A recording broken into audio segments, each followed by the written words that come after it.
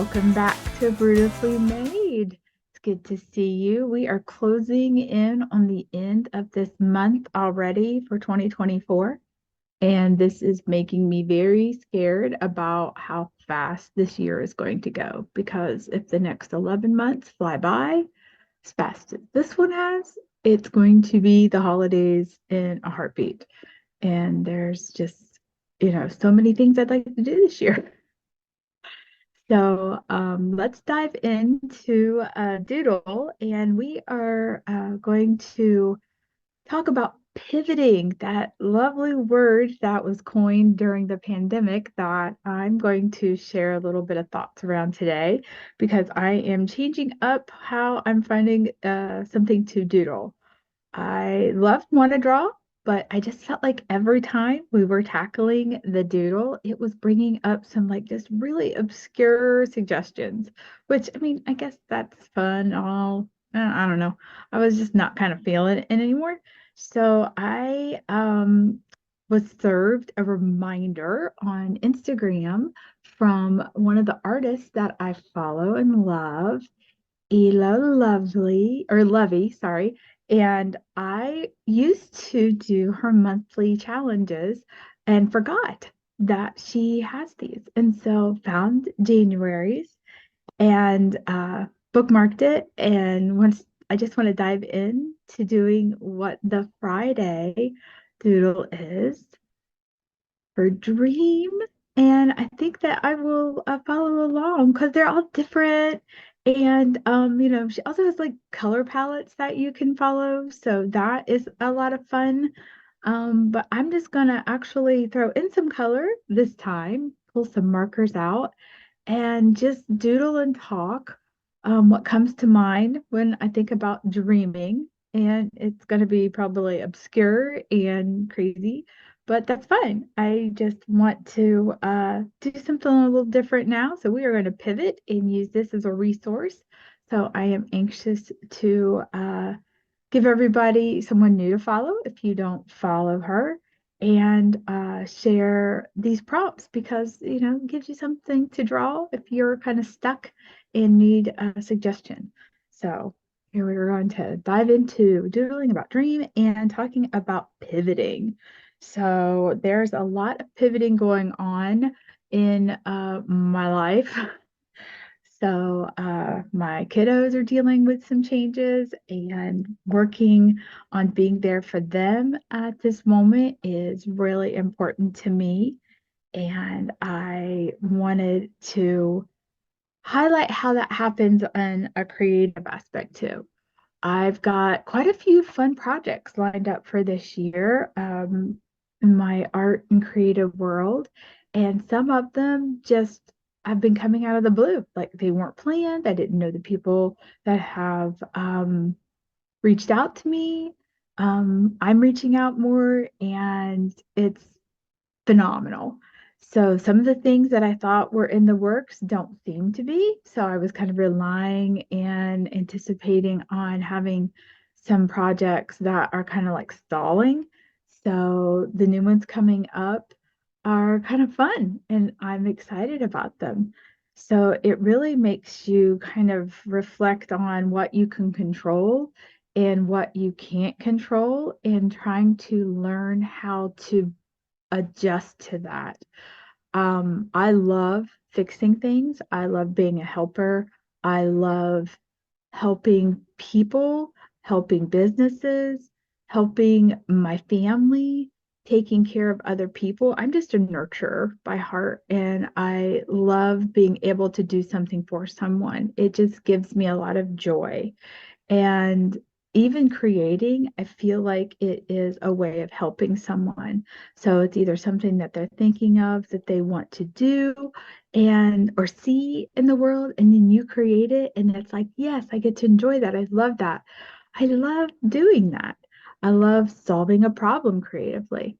And so when you're like on this path, making those decisions and trying to solve that problem, and then all of a sudden it's like, nope, we've changed our mind. You need to do it this way, or I don't need that assistance anymore. It's kind of like a little bit blindsided. it's something you're not expecting. And it's like, how do you get through that? How do you get past those issues and I guess, create a new path or recover from those? Sometimes they can have like financial consequences attached to them and it doesn't work out. And you're like, what am I going to do? And I know that's a big fear as an artist. And if that is something that you are relying on to take care of your family and something falls through, it's like, okay, I've got to recover from that. And so we really have to be our biggest influencer. We have to be our biggest cheerleader, and we have to rely on all the lessons that we have learned on how to get through situations like that. And so I think that that is a huge thing to think about when you're wanting to pivot and change. I think that it helps creatively. So if you are trying to, let's say, work through a situation where you have been given a brief and that you want to do, you present some ideas and it's accepted and you're like, oh, going down this path and creating something and all of a sudden it changes. It's like, how do you change? I think you need to first stop and reflect. You need to think about, okay, make a list. These are the things that were working. And then this is why it stopped. And maybe it's just like one thing. Maybe they're just like, we ran out of money. We can't pay you, whatever. Just write down those setbacks and then really reflect on, was this in my control? Was this not in my control? Don't take it personally. It could have been a financial situation where they couldn't continue to work with you. And, you know, try to balance that out so you're not doing a lot of self-blaming. And that's really important to come to an acceptance level if you need to acknowledge that that's a natural situation. Things are going to happen that are out of your control. And you just have to stop and think about how it's not a reflection on you as a creative person. Sometimes it is out of even that company or that person's control too. So, just don't dwell on the negative part. And that's easier said than done. But it really does lend itself to having a positive mindset when you're looking at a whole, situation overall. I know I've been involved in some projects and I see parts of it moving along, and you're so excited because you're like waiting for that step that includes you. Sometimes it doesn't come. I mean, I've been part of things that I thought I was going to get to, contribute more to, and then it doesn't happen and it's deflating and it's hard to get past. But I think that you have to, again, look at, there is going to be a lesson learned. Maybe there were some signs that you were ignoring when it got to that point and you're like, okay, I should have realized that, okay, the communication was like slowing down, things were stopping. They weren't responding to messages, they weren't giving you feedback. I mean, sometimes when you really look back and reflect, you can see that was a sign that that was happening. And then set realistic goals. Try to be very frank with yourself about like larger projects, larger situations, larger things that you want to be involved in, and make realistic goals and things that you can control. If it's your communication, if it's the way that you're providing feedback, if it's your work schedule, anything like that, things that are in your control, be very realistic with them and with yourself. Don't overburden yourself. Don't overpromise and underdeliver. I know that's a phrase that I've been told and used for many, many years. And it's true. Don't overburden yourself because it can just lead to so much stress. So be very realistic. And then also, it's not a bad thing to look for people to support you. Surround yourself with people that will help you manage time or respect your time or give you positive, constructive criticism. If you need feedback on what something looks like, find people that will be very honest with you and not just say, it's great, like my mom would. Just, make sure you have people that are in your circle that will be very honest and respect those opinions. Not everybody is going to agree with you. Not everybody's going to like everything that you do. And it's good to have those people in your corner and be very adaptable. It's very important no matter what you're doing, if it's creatively, personally, it's don't be so set in your ways that you just won't be able to handle anything uncertain. You want to be flexible. You want to navigate obstacles as effectively as you can.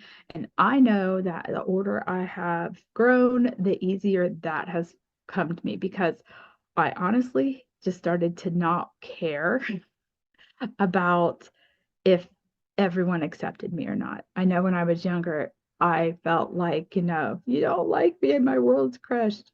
And the older I get, I'm like, you know what? I'll find my people. They'll be around me eventually. And that has happened.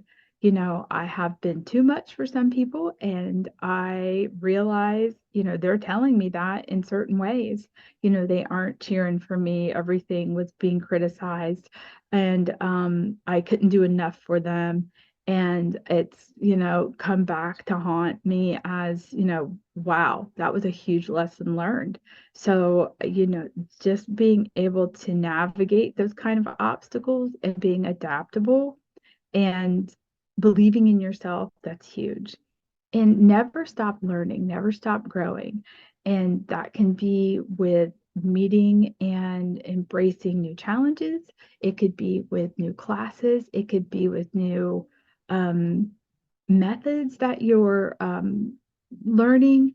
I know I joined a mastermind last year and got to hear about how all these other artists were working their practices and their in their creative talents and their businesses, and it was inspiring. And just to be inspired by other people, even, I mean, everybody was struggling. Nobody was, 100%, this is exactly where I want to be and this is how I did it. Everybody had obstacles. Everybody was working on something really hard. Everybody was like, I achieved this. This is what I've been wanting. This was my dream for so long. And now I'm here and I'm like questioning, is this really what I want?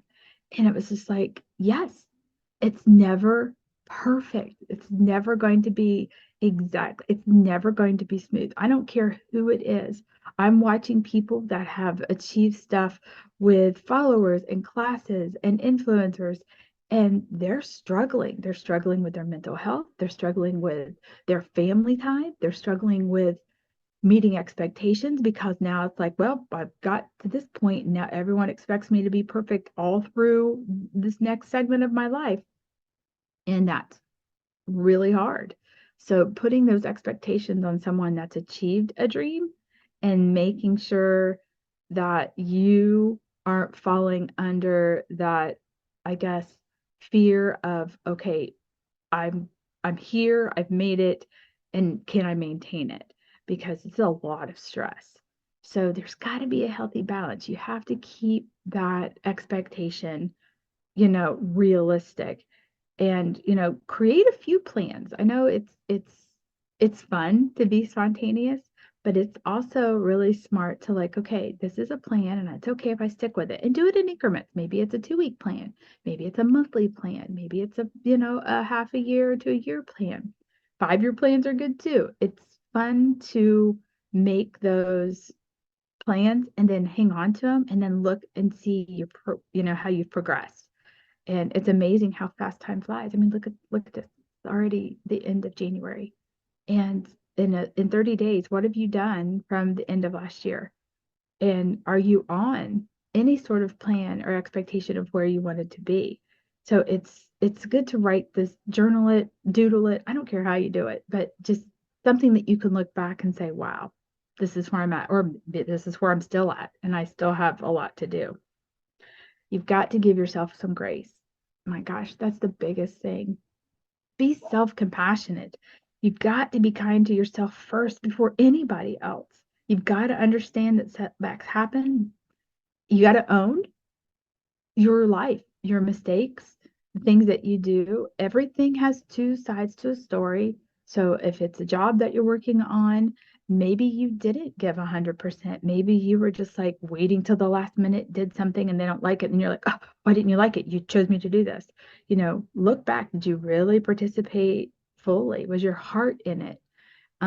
Be honest with yourself and give yourself some grace and reevaluate and do that often. Don't wait until the last minute. Listen to feedback from other people. Listen if they're giving you feedback, make sure that you're listening and not just listening to respond, but really hearing somebody, and be persistent. There's no reason why you give up on all your dreams if something fails. If you lose maybe you've bid on something and you didn't get it and you're like, well, that's it. I'm never going to do this again. Don't be like that. Don't let setbacks just deter you from any of your dreams. Everybody's going to have setbacks. Those are some of my favorite stories when you talk about and hear about people that are successful and have, achieved amazing things. And then they talk about, well, I was rejected by this. I mean, we are never going to be what everybody wants. So, my gosh, you've got to stay persistent. You really have to persevere through setbacks and no's and situations. Don't let things take you down. Again, you have to be your biggest influencer. You have to believe in yourself first. You have to do that before you can surround yourself with anybody that's going to believe in you. You've got to have some self-confidence somewhere. And if you need to talk to someone to find that, find someone that you can talk to see it, because sometimes it's hard to see it in ourselves. And some of the most positive, self-confident people, I'm telling you, they are still struggling with, are they good enough?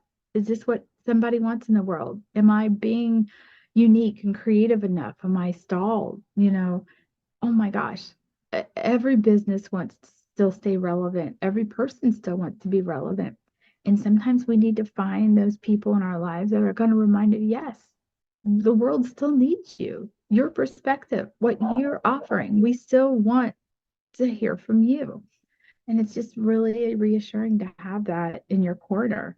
So, don't stop with the positive self-talk and, practice gratitude on yourself.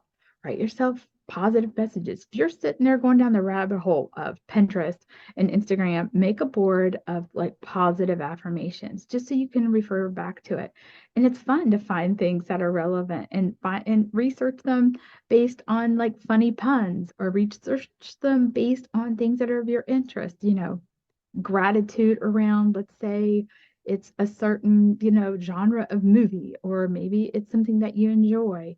Maybe you're into true crime podcast and you want to, stay positive. So help me find ways to look at relationships where I'm not in that situation. I mean, really just spin it to where it's fun for you.